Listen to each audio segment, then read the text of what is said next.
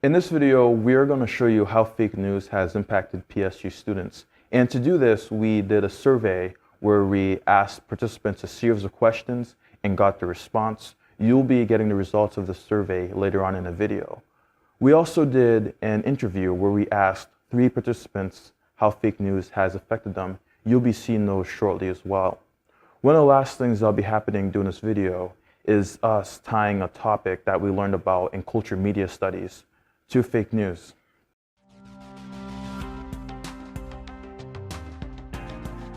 I'm Zach Finney. I took care of the survey, I created it, and then I put it on my social media. I sent it out to my group partners so they could as well. We all put it on our social media to get all the responses back. I'm Rolando, and I'm responsible for creating these videos so that you could watch it and also holding the interviews. One of the last things that I also did was connected a topic that we learned about in culture media studies to fake news, which is what we're focusing on. I took care of the survey. We have 6 different questions that we asked our participants, all regarding fake news, how it affects them, and how it affects the greater Plymouth community. So the first question we asked our participants was, what is fake news and why do people create it? A lot of the responses about what fake news was were pretty obvious. Fake news is news that is incorrect, and people create it to make a certain theory or opinion seem like it's true, even though it's not. This was a popular thing that was created during Trump's election, when a lot of different news was coming out about politics that was incorrect. The second question that we asked our participants was how fake news has affected them. We had some responses saying that fake news may not have affected them, but the people that did had a various number of reasons for why it did. Some people were saying that because there's so much fake news out in the media, that they have to check their sources multiple times to make sure that the news and media they're taking in is true. All right, the third question that we asked our participants was, are you able to spot fake news, and how do they do it? Most of our participants said they were able to spot fake news, and this was due to the fact that they've known reputable sources that they stick to, and or that they've learned that certain sources are not very good to be used as educational sources or truthful sources. The fourth question that we asked our participants was, how do you differentiate facts from opinions? Most people said that they're able to differentiate the two by the fact that facts are backed by evidence, where opinions are backed by emotions and aren't usually backed by any facts at all. They're up to the person's interpretation, where facts are not. They're left up to evidence. The fifth question that we asked our participants was, what are some examples of fake news that they've seen in the media as of recently? Many people discussed the Kyle Rittenhouse trials that have happened recently, as well as the election of Joe Biden, as well as the different MAGA rallies that have happened all throughout the last year or two. All right, and the sixth and final question that we asked our participants was, in their opinion, have they noticed a rise, a decrease, or has it stayed the same, the amount of fake news that has come out in the media since the COVID-19 pandemic? Most people said that they've seen a great rise in it, while others have said they hadn't. A lot of the people that said they hadn't because they had been trying to stay off of the media and the news for a while, because at time it is very sad and kind of depressing at times. But most people did say that they've seen a great rise in fake news over the last year or so since the pandemic began. What are your primary sources of information when it comes to news?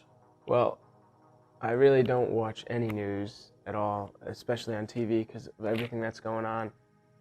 Today you can't trust anything. I feel like the way people put it out there, it makes it seem like nothing's trustworthy. So I don't really watch the news. I hate to say it, but most of my information that I get comes from social media, but I take all that with a grain of salt. Like, I never listen to it. I don't believe a single thing I see on the internet, but that's really where I see everything come from. Okay. Do you think the COVID vaccine is effective? Why or why not? Yeah, so my grandmother was the one who persuaded me to get the vaccine, and she is one to do a lot of research, and she provided me with a lot of stats, a lot of numbers about how good the vaccine's doing in states and stuff, and how the numbers of COVID are dropping in those states with high vaccine rates.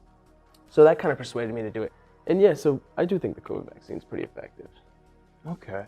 And what were some rumors you heard during the COVID-19 pandemic? Dude, there was rumors on rumors. I heard rumors like women could become infertile. I think that's the word for it. And you could, or the vaccine gives you COVID to make you immune to COVID. It's just a bunch of baloney. I never believed any of it, but there was rumors on rumors all over the place, and it's so bad for the public. It just makes everyone confused on what to do, if to get the vaccine or not to get the vaccine. It's kind of ridiculous in my eyes, but it's the way it is. I see. Well, thank you, man. You've definitely answered these questions No very problem. great, and I enjoy your viewpoints. What are your primary sources of news when it comes to getting information?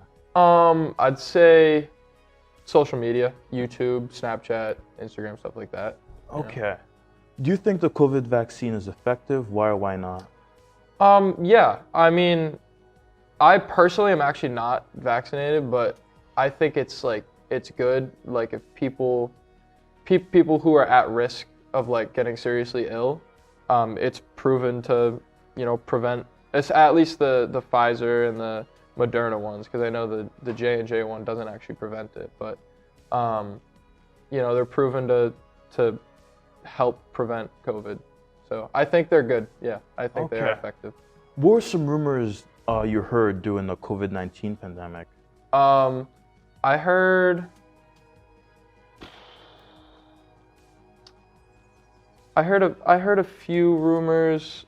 Most of the rumors I heard are actually about the vaccine rather than COVID. I hear all the time. I hear rumors about like, oh, the vaccine's bad for your heart, or like, oh, it doesn't like do anything, or like stuff like that. So that's most of what I heard, or what I've been hearing, I guess. About COVID itself, I've heard more like,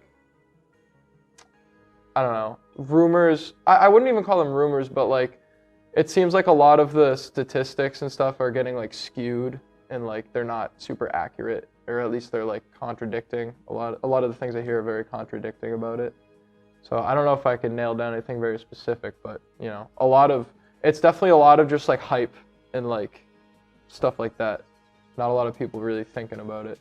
Okay, thank you, man. I definitely appreciate you sharing your insights absolutely, on man. these topics. Absolutely. What are your primary sources when it comes to getting information? Usually just like online news articles. There's a lot of stuff on like social media. I see. It's not true. And you can see it on Instagram, like they'll have the little captions on the bottom like this information is not true. So I usually just don't believe what I see on social media. What specific news sources? Like the big health organizations and stuff like that's really all of interest. Okay. Especially when it comes to COVID. Do you think the COVID vaccine is effective? Why or why not? I think it will be effective if everyone gets it. It won't be effective if no one gets it, if not everyone gets it, because the way vaccines work is they'll only work. The point of a vaccine is so the disease or whatever it is, no one can get it anymore, so it kind of just goes away. But if people don't get the vaccine, then people will still be able to get sick from COVID, and it's still going to be around. I see. What were some rumors did you hear around COVID during the night? Like the vaccines specifically? The rumors, like the tracking devices, and that's pretty much the biggest one, tracking devices and the vaccine, which is kind of silly because when you think about it. But well, thank you for sharing your insight. Did you have anything else you wanted to add? No, that's it. Thank you, man. There was one concept that we learned about in culture media studies, which is called hegemony. And that's when people who are in high power try to get you to fall in line with their belief systems, even though they might not be true. For instance, they might show you an event that happened, but not the whole picture, just a short sequence of it. And they're trying to push a certain viewpoint across. And if that's all you're seeing, you'll be forced to kind of fall in line with that belief system. Hegemony is at play with fake news, because there is always going to be those rich people who own the news outlets who will push out certain content for you to see. And if that's all there is, you really have no choice unless you're doing research on your own.